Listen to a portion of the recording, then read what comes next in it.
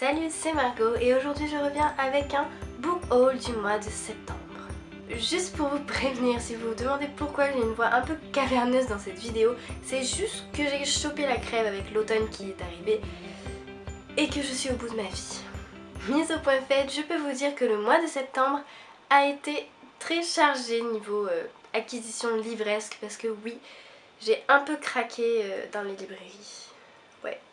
Et ma toute première acquisition de ce mois de septembre a été Outlander de Diana Gabaldon dans les éditions J'ai lu.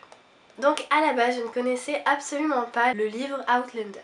J'ai connu le livre grâce à la série du même nom dont vous voyez les personnages ici présents parce que oui, encore une fois, une série sort, elle marche, ils font l'édition qui va avec et vous savez ce que j'en pense. Enfin bref, donc celui-ci est le tome 1, donc c'est le Chardon et le Tartan. Et il y a en tout, je crois, 5 tomes, si je ne me trompe pas. Je crois qu'il y en a même en cours d'écriture, je crois. J'ai tellement adoré la série, donc il faut dire que c'est mon coup de cœur de cette rentrée, vraiment. J'ai fait une découverte, genre, j'ai adoré. Ce n'est peut-être pas une série que je conseillerais à tout le monde parce que c'est vrai que le rythme est assez lent. Mais si vous aimez les belles images, les histoires un peu complexes, franchement n'hésitez pas à regarder cette série qui est juste magnifique je trouve. Que ce soit la BO, les images sont vraiment belles. Ça donne vraiment envie d'aller en Écosse, donc foncez voir la série. Pour ce qui est de l'histoire, parce que je ne vous ai toujours pas raconté l'histoire et qu'il faut quand même que je vous raconte un minimum de quoi ça parle. On suit donc le personnage de Claire Beecham ou Claire Beauchamp si vous le prononcez à la française, qui était en fait une infirmière pendant la Seconde Guerre mondiale. Donc ça se passe en fait en 1945. Après la guerre, elle décide de partir avec son mari en Écosse pour pouvoir se retrouver. Ils visitent un site avec des menhirs, vous savez, enfin c'est un peu comme Stonehenge pour ceux qui connaissent, je ne sais pas, c'est en Angleterre, avec les menhirs qui forment des dolmens, quelque chose comme ça. Je vous mettrai une photo je pense.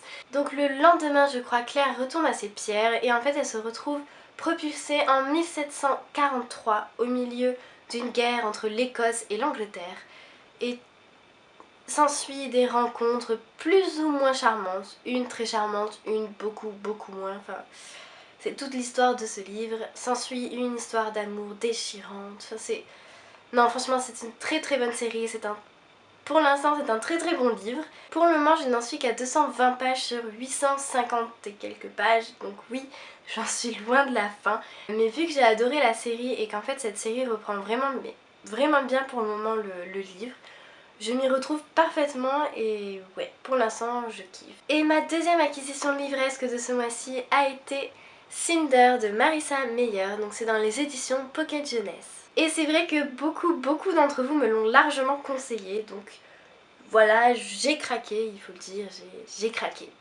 Pour vous rappeler un peu l'histoire, donc c'est une réécriture de Cendrillon à la sauce science-fiction, où Cendrillon est un cyborg. Donc je n'en sais toujours pas plus, hein. Déjà dans ma précédente vidéo je n'en savais pas beaucoup plus sur l'histoire, et ça va le rester jusqu'à ce que je lise le bouquin. Donc voilà.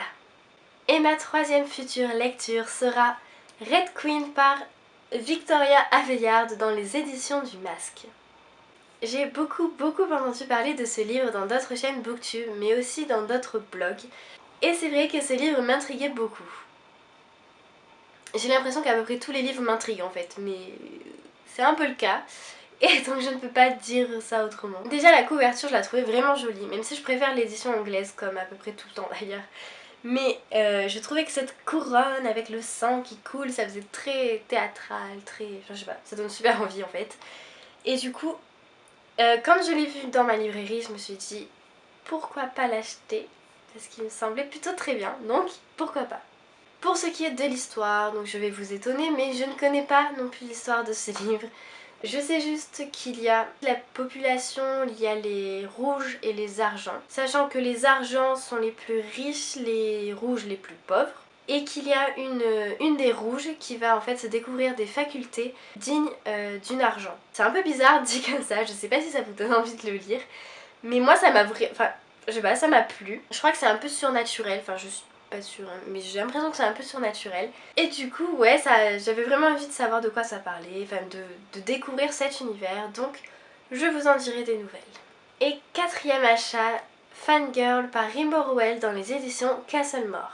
Je n'ai jamais lu de roman de Rimbaud Rowell, beaucoup ont lu Eleanor and Park, mais c'est vrai que moi il me disait vraiment pas des masses, enfin j'en avais un peu marre en fait des romances qui se passent que ce soit au collège, au lycée, j'avais l'impression d'avoir dépassé un peu tout ça. Et comme tout le monde s'accorde à dire que Rimbaud Rowell est un auteur fantastique, je me suis dit pourquoi pas en lire quand même un pour pas mourir bête. Et c'est vrai que l'histoire me semblait plutôt pas mal. D'après ce que je sais et d'après du coup la quatrième de couverture, on suit le personnage de Kat qui adore écrire et qui est en fait une fan inconditionnelle d'une série de romans à succès avec le héros qui s'appelle Simon Snow je crois. Du coup elle vit un peu dans sa bulle et tout ça et en fait elle a une sœur jumelle avec qui elle partage tout. Et celle-ci lui annonce en fait que cette année va être fatidique et qu'elles vont devoir vivre séparément à la fac. Voilà un peu le topo général de l'histoire, donc c'est très vague je trouve, mais j'ai pas non plus envie d'en savoir plus comme d'habitude. Donc voilà, j'espère vraiment avoir une bonne surprise en lisant Rimbaud Rowell. Ma cinquième acquisition est tout simplement Miss Peregrine et les enfants particuliers par Ransom Riggs dans les éditions Bayard. Encore une fois un livre qui était donc dans ma précédente vidéo et que vous m'avez largement conseillé. Je suis toujours intriguée par ce livre, par cette édition que je trouve vraiment jolie mais qui fait un peu flipper parce qu'il y a des photos un peu flippantes, donc je vais vous montrer ça. Par exemple, il y a beaucoup de choses qui peuvent. Ça fait peur. Donc par exemple vous avez ce genre de photo là, je ne sais pas si vous voyez très bien, qui fait un peu peur avec une petite fille dans un cimetière et un reflet dans l'eau où elles sont deux petites filles. Enfin, ouais, ça fait un peu flipper. Enfin bref, ce livre me disait donc beaucoup, il m'intriguait aussi beaucoup parce que je ne voyais pas du tout de quoi ça allait parler. Je sais donc justement que ça parle de nazisme, il y a un fond sur le nazisme, sur la tolérance. Je crois qu'il y a du fantastique, parce que je crois que les enfants particuliers, si j'ai bien compris, sont des enfants donc dans un orphelinat qui ont des dons particuliers qui sont censés en fait les protéger, donc là c'est de la menace nazie. Je n'en sais pas beaucoup plus et je vous avoue que ce livre me fait un peu peur, donc j'espère pouvoir le lire pour Halloween parce que je me suis dit que c'était un peu de circonstance. Et je vous en dirai des nouvelles aussi dans une prochaine vidéo. Et enfin, dernière acquisition livresque, et ce dernier livre est La cinquième vague par Rick Yancey, donc c'est dans les éditions Robert Laffont, dans la collection R. Donc voilà, si vous avez vu ma précédente vidéo, encore une fois, vous savez que j'ai donc pas pu résister et que j'ai acheté le livre qui me faisait envie depuis un moment de ça. Et je suis d'ailleurs très contente de l'avoir acheté maintenant parce qu'en fait les éditions vont bientôt changer. Ce film va être adapté au cinéma donc en 2016 ou 2017 avec Chloé Grace Moretz et il se trouve que les affiches officielles du film sont sorties, ce qui veut dire que les maisons d'édition vont changer donc la magnifique couverture que voilà pour mettre l'affiche du film. Voilà. Autant vous dire que je suis très contente de l'avoir acheté à temps et que j'ai très hâte de le lire. Donc pour ceux qui ne connaissent pas l'histoire ou qui n'ont pas vu ma vidéo, cela parle d'une invasion alien, donc il y a déjà eu 4 vagues d'attaques. Et donc tous les humains restants en tout cas sont en attente d'une 5e vague et tout ça parle de ça et j'ai hâte, très hâte de le lire. Donc voilà pour mes acquisitions livresques du mois de septembre et donc mes prochaines lectures. J'espère que cette vidéo vous aura plu, n'hésitez surtout pas à me donner votre avis, donc si vous les avez déjà lus, me dire s'ils vous ont plu, si au final ils étaient vraiment pourris ou je ne sais quoi, n'hésitez pas à me le dire en commentaire, n'hésitez pas non plus à aimer cette vidéo si c'est le cas et vous pouvez toujours vous abonner à ma chaîne et moi je vous dis à très bientôt pour de nouvelles vidéos. Bye.